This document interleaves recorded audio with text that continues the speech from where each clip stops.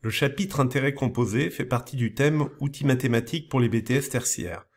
À la fin du chapitre, tout étudiant doit être en mesure de comprendre le mécanisme des intérêts composés, de définir les opérations de capitalisation et d'actualisation, de représenter une problématique financière concernant un capital par un diagramme des flux, de choisir la formule de calcul pour déterminer une variable inconnue, de résoudre les problématiques liées au placement d'un capital.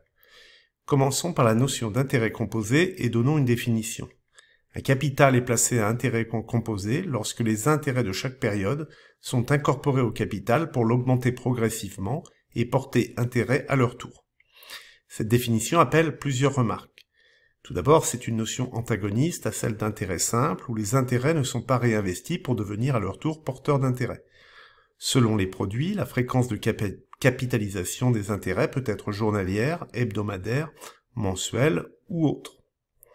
Plaçons un capital C0 au taux d'intérêt périodique petit i.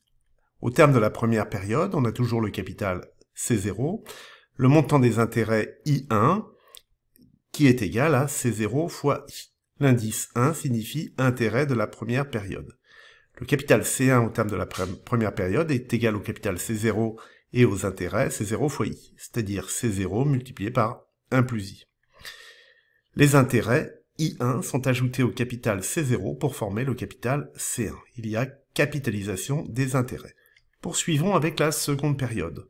On retrouve le capital C1 ainsi que les intérêts I2 égaux au capital C1 fois I. On a donc C2 égale C1 fois 1 plus I, et en remplaçant C1 par l'expression précédente, on a C0 multiplié par 1 plus I au carré. On cherche toujours une expression en fonction du capital initial. Les intérêts sont de nouveau capitalisés. En généralisant, on aboutit à la formule des intérêts composés.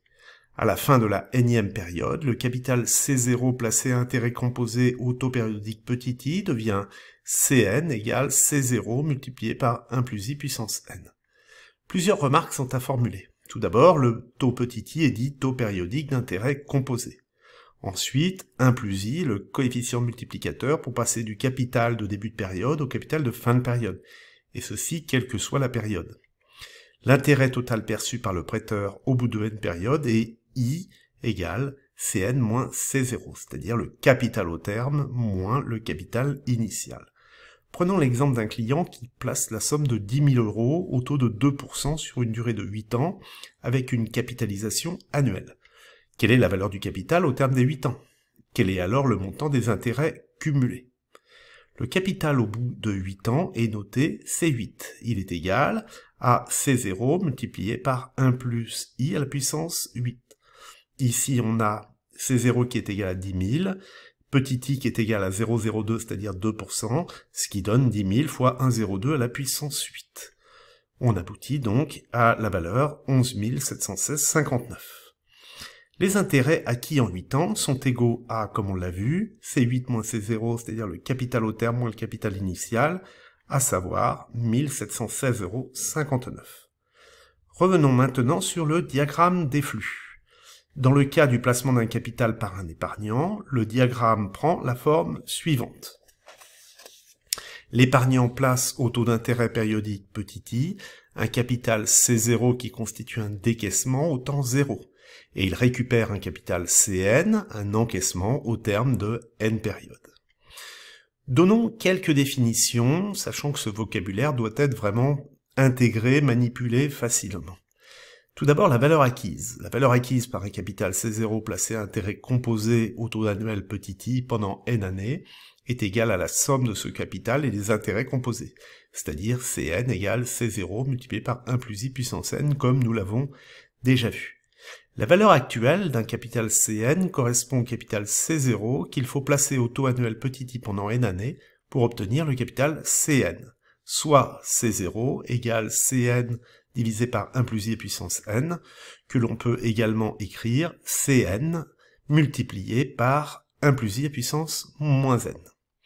Définissons également les notions de capitalisation et d'actualisation d'un capital. La capitalisation est une opération qui consiste à rechercher la valeur acquise d'un capital après une période, et l'actualisation est une opération qui consiste à rechercher la valeur actuelle d'un capital qui ne sera disponible qu'après n périodes. Abordons maintenant la résolution d'un problème de capitalisation ou d'actualisation d'un capital. La formule des intérêts composés met en jeu 4 variables. La valeur actuelle, c'est 0, la valeur acquise, c'est n, le taux d'intérêt petit i, la durée du placement, petit n. Même remarque pour les intérêts simples, il faut bien être vigilant sur le fait que le taux d'intérêt et la durée sont exprimés dans la même échelle de temps. À savoir que si j'ai affaire à un taux d'intérêt mensuel, la durée du placement devra être donnée en nombre de mois.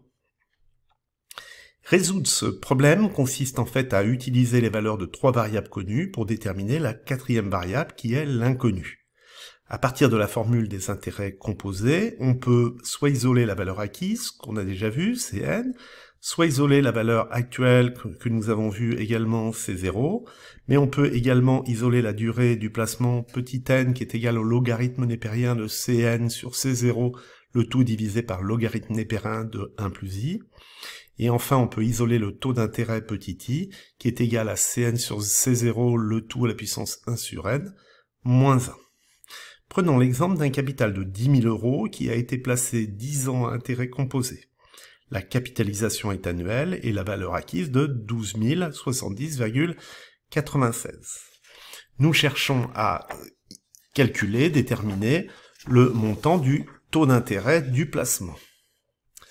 Il faut tout d'abord repérer la bonne expression dans le formulaire. Donc comme ici on cherche le taux d'intérêt, on utilise la formule qui est surlignée en bleu. Il faut ensuite recenser les données. Donc nous avons la durée n qui est égale à 10, la valeur acquise c'est 10, 12 070,96 et la valeur initiale 10 000. Donc la résolution maintenant passe simplement par l'application numérique de la formule qui a été identifiée. À savoir petit i égale 12 070,96 divisé par 10 000, le tout à la puissance 1 dixième, moins 1. On obtient 0,019, c'est-à-dire 1,90%.